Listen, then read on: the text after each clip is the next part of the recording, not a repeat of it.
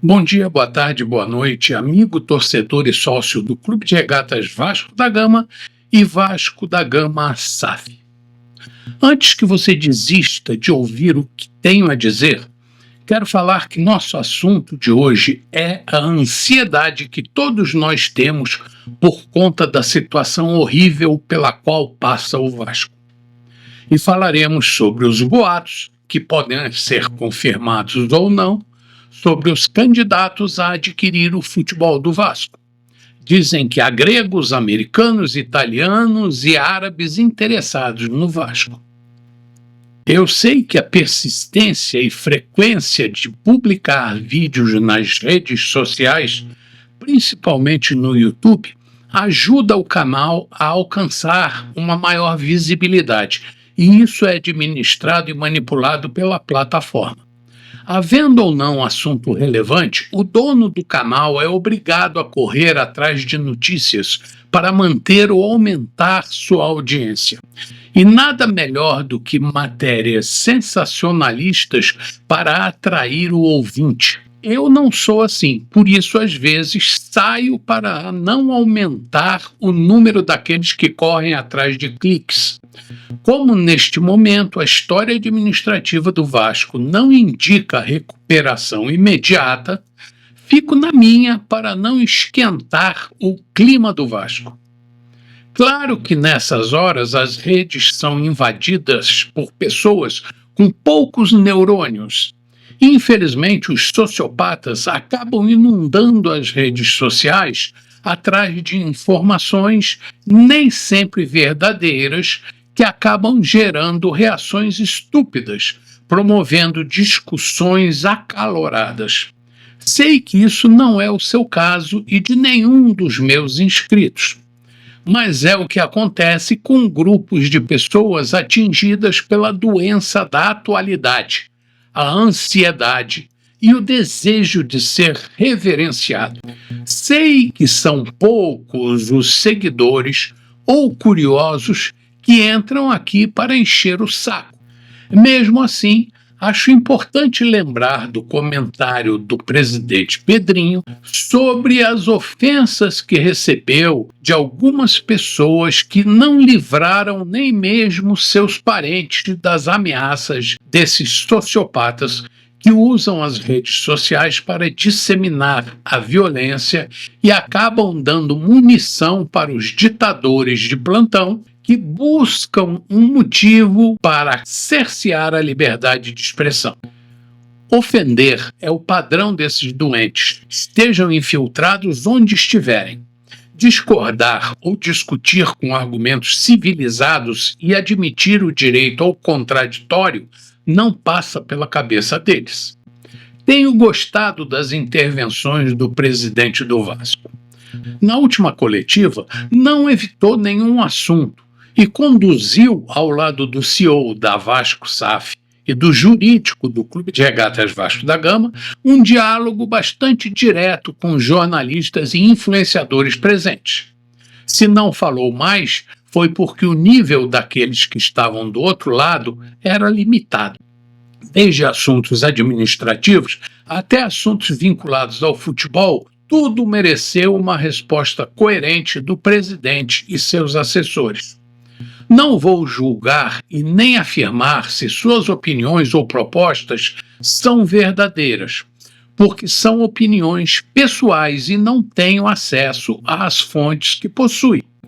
Cabe aos vascaínos tirar suas conclusões. Só vou deixar claro, pelas décadas que vivo o Vasco, e ele mesmo reconheceu, o presidente, que o clube, apesar de sua maravilhosa história, cultivou em suas entranhas um monstro digno de protagonizar eletrizantes novelas policiais. E esse monstro, todos nós vascaínos sabemos, vem crescendo há décadas, graças à tolerância de administrações fracas ou radicais, obtusas e mal intencionadas.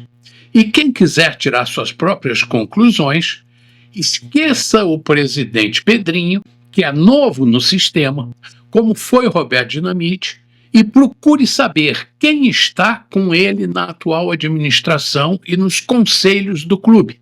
e procure conhecer o passado político e público dos atuais e antigos sanguessugas. Existe no Vasco os que defendem o sistema ultrapassado de comandar um clube onde os cartolas eram os manda-chuvas. Outros defendem a administração profissional, mas não possuem propostas claras ou posição firme sobre como implementá-la. Se SAF ou não SAF, na realidade eles não sabem. Outros nem sabem o que é uma SAF. E há os que defendem a SAF, mas não sabem que tipo de SAF. O que eu sei e vivo falando aqui é que a elaboração de uma narrativa pode transformar uma situação indefensável numa opção esperada por um oportunista. Talvez a turbulência de mais de 2 décadas tenha facilitado a entrada da 777 no clube. O desespero cria a brecha. Mas apontar o dedo para possíveis culpados sem uma investigação idônea não me parece uma boa atitude. No Brasil já existem muitos exemplos de injustiça quando se deposita numa única pessoa o poder de acusar, investigar, julgar e punir sem o devido processo legal.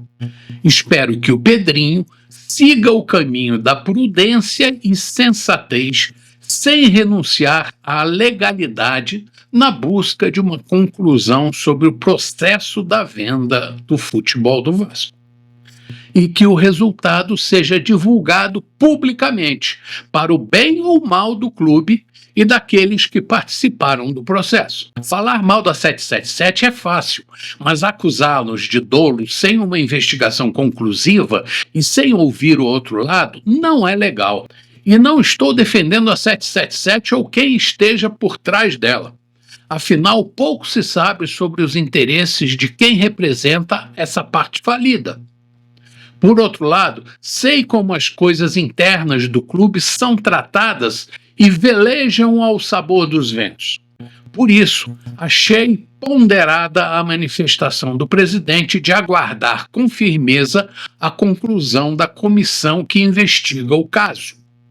Como ele mesmo disse, tudo vale para pacificar o clube e mantê-lo no caminho da redenção.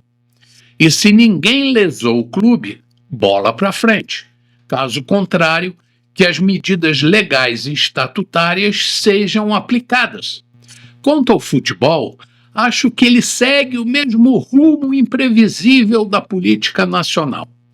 Ainda há aqueles que acham que o futebol é simplesmente uma diversão e não mascara a nossa realidade social, desconhecendo que o esporte é usado como válvula de escape para as tensões do dia a dia. Pão e circo foi uma estratégia utilizada pelo Império Romano para manter parte do povo alienado. A torcida do Vasco, uma das mais sofridas dentre todas as outras, ao mesmo tempo em que demonstra seu amor pelo time, é capaz de desprezá-lo quando se frustra. Daí é capaz de xingar o clube e os jogadores, jogar coisas no campo, expressar seu desespero, mesmo sabendo que isso reduz a possibilidade de reação do time. Poderíamos dizer que todas as torcidas são iguais, mas o sofrimento da torcida do Vasco é diferente, pois é proporcional à sua grandeza institucional e sua história inigualável. Tentamos, através da SAF, sair desse redemoinho de sentimentos ruins, mas nos encontramos novamente numa encruzilhada. Ou tentamos novamente, ou voltamos ao sistema falido do clube associativo, ou quebramos de vez como alguns clubes tradicionais que nunca mais se levantaram. Sabemos que da CBF nada podemos esperar, pois nunca gostaram de nós. Da imprensa, dos canais de redes sociais e blogueiros, vendidos ao nosso rival, nenhuma palavra de incentivo virá.